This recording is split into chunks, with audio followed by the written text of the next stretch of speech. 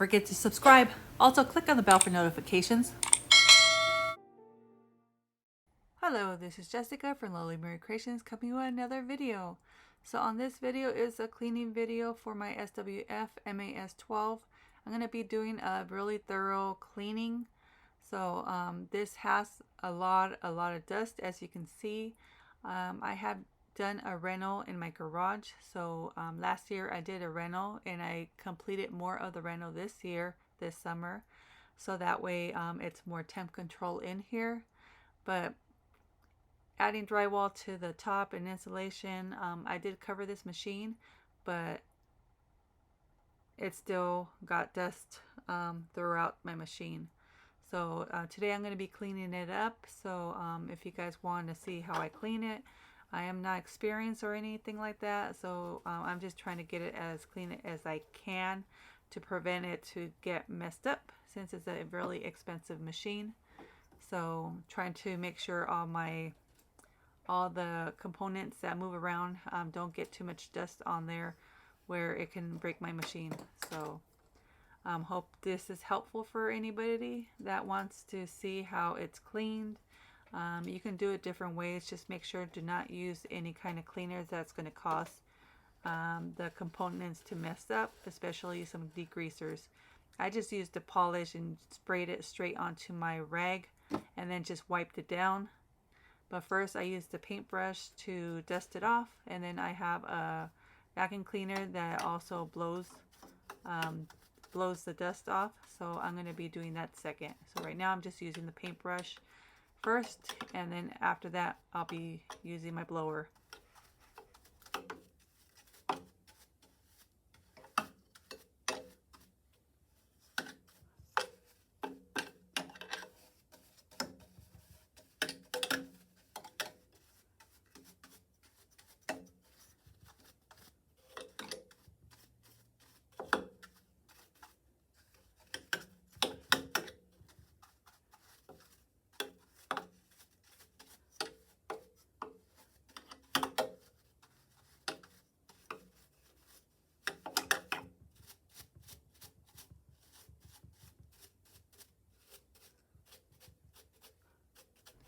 So my next area that I'm going to clean is the hat holder. That one I'm going to just clean just really quickly, but I'm going to put it on the side since I don't do hats that often. But for now, just trying to dust as much as I can around the area, since I'm going to place it in another side of the area of my garage, and I don't want to get too much dust on my other stuff. And this video does not have music. For some reason, some of the iMovie music is all copyright. So even the little melodies. So for this one, I'm just going to be talking throughout the video. So I'm just going to try to dust as much as you can see. There's a lot of dust on my embroidery machine. I've been holding off on this. I did clean everything else in my garage, all the dust, but I wanted just to leave this for the time so I could show you guys how to clean your machine, or why it's necessary to clean your machine, especially if you haven't used it for so long. Thank goodness for my next step, and that's a blower, because I just seen that bug on the right side of my back of my machine. I'm just trying to be thorough again. If I'm skipping any parts, just let me know. It's just a quick, simple, try to clean it. You don't have to use a paintbrush. You can use a dust cloth or anything and just wipe it down. Just be careful with everything. If you want to get the duster, you know, if you have an area where you can blow that dust out, just use the duster. It's more quicker for it. But for me, I just don't want it to go into all the little components.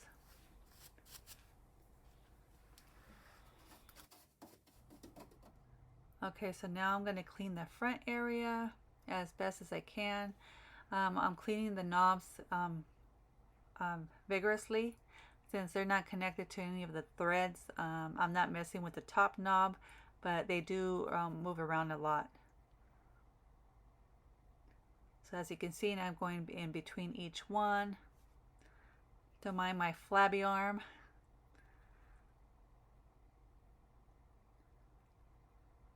So I'm just trying to get in between all the grooves and stuff.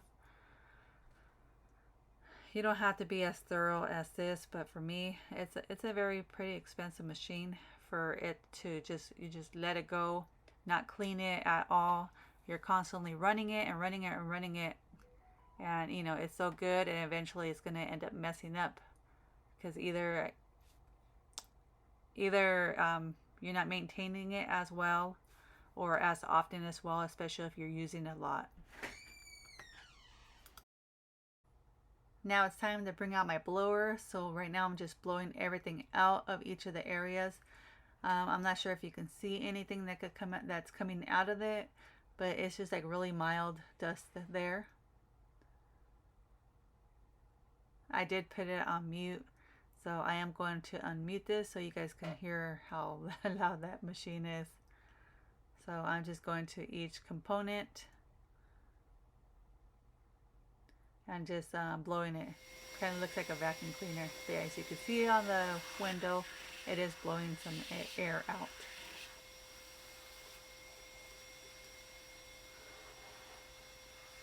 So again, I used this machine for a year and a half, and it's been sitting for another 5-6 months. So it's time for a major maintenance, because I haven't done no major maintenance, just simple oiling and stuff and just wiping down. So it definitely needed this.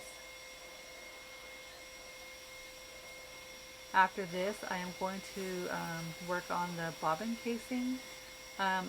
Every now and then I open it up because there is some hidden thread in there, but this time I haven't opened it up since maybe like a month or so before I started stopping to use it. So it works great and everything. Looks can be very deceiving. So right there you can't see any threads that are sticking out or anything. So right now I'm just opening it up to make sure that the top area, once I'm ready to go and start working again, it's not a problem. So I always want to make sure my little cutter is good to go. I don't want stuff to accumulate in there, you know, having it run and run because it's running really good, but there's always hidden stuff in there. So I'm just going to remove the plate there, and you can see some thread on the right side there. So there is something there. So right now I'm going to go try to get some tweezers so that way I can pull that out. So, and it's dirty underneath, so I am going to just clean it with some of that polish and then wipe it down. If you're using your machine, I was going to put some, what is it, dry molly in there. I accidentally have it in black because I needed some lubricant just for some of the components. It's just not the oil only. What it had. So later on I do that by mistake. But anyway, right now I'm just adjusting it so you guys can see what's hidden inside that area. See, that could really mess up your little so blade cutter if you're not doing maintenance on this. You see, there you go. There's a bunch of little threads that were hidden in there. You didn't want to say anything in the video prior to that. So that's pretty a good amount in there for it to be stuck, even though it's working in good order. So too many of those stuck in that blade, it could really mess it up. So I'm just getting my tweezers so that way I can pull these out and not have a problem later on. So I'm just going to pull these out. Look at, that's a lot. That is not, that's a bunch of little tiny ones. So right now I'm just dropping it on the floor. I just vacuumed that area, so that way, you know, I'm going to re-vacuum it again.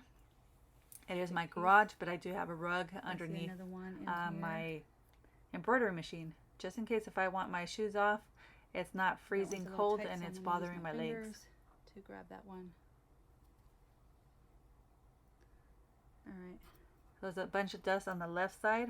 I usually use sometimes the floating. What is it? The easy. Okay, I think I got all of them. My goodness. Now that I got Mighty Hoops, I'm not really using my easy frames anymore. With my red. I'll use it probably for my stockings, unless I get a tiny Mighty Hoop.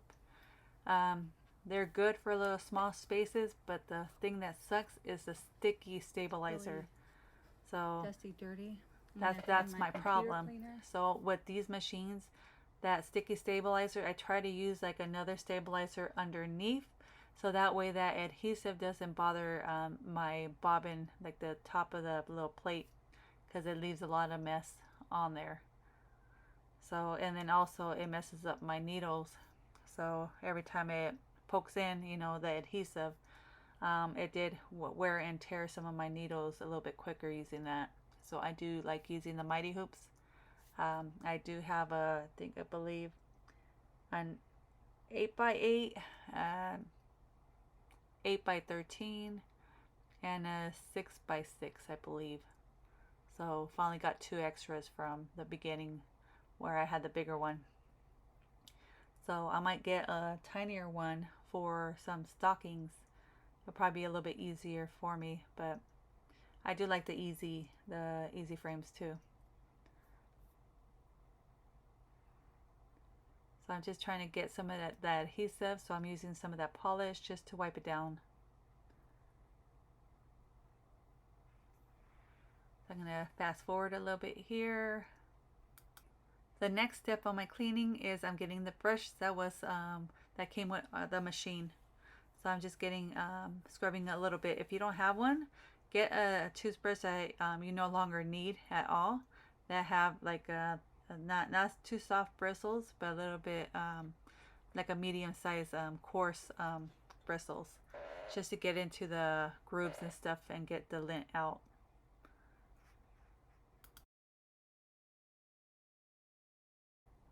After that cleaning is done, you got to make sure you oil your machine. Right here is when I try to put that lubricant on, major mess up, forgot it's black again, so just try to wipe it down. But you oil that little hole right there. That's if you see your little plate, that's the only hole that's open. That's where you're going to oil your bobbin area. So I just put a couple drops on there, and then I'm going to wipe it down. And then from there, after this, I'm just going to put the plate back on there and just screw it back on.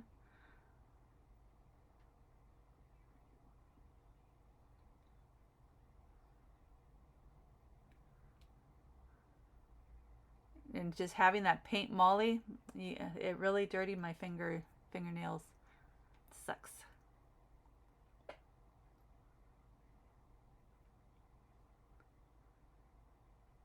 So I'm just putting it on. Again, this is a really slow video for a lot of you that want, you know, step by step, you know, a thorough step by step. So I know there's some of you that are more advanced than others, but these are for more the newer owners that want a thorough cleaning for their machine, especially if it's been a while since they had ran the machine for you guys. Or you guys just want to do a thorough cleaning. It could be cleaned differently, so it's up to you. This is my first time cleaning it, and this is how you see me doing it. So again, this is my first time. So it's up to you guys how to clean it. Just make sure not to use any like, degreasers on this machine at all. You don't want to degrease this machine at all. So just some kind of cleaner just to wipe it down, because you can remove the lubricants on major parts and it could affect the machine where it can stop it from running. So right now I'm just doing the bobbin. As you can see, my thread goes from it goes, what is it, lefty loosey, like a counterclockwise when you put it in, and then from there you want to put it into that little groove right there, near the tension, and then you just put it around this little area right here. And then from there, you can see it's a little loose right there, but once I put it into that little pigtail, it's going to give it get it secure a little bit better. So I'm just going to wrap it around like a clockwise, so from right to left, so like a little circle. So I'm going to show you again. So from right to left,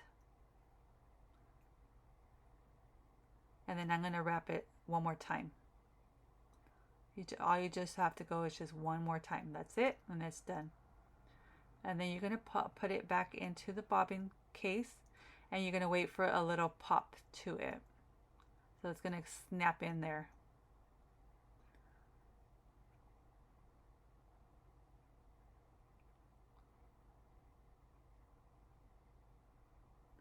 So it's going to do a little pop. So you can't hear it since I'm doing a voiceover, and then you just let that hang. You could trim it off if you want to, but I would leave it hanging out there for right now since I'm not going to use it.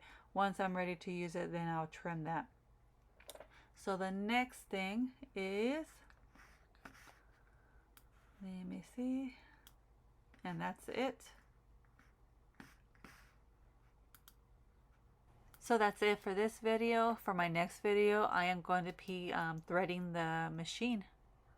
So see you soon.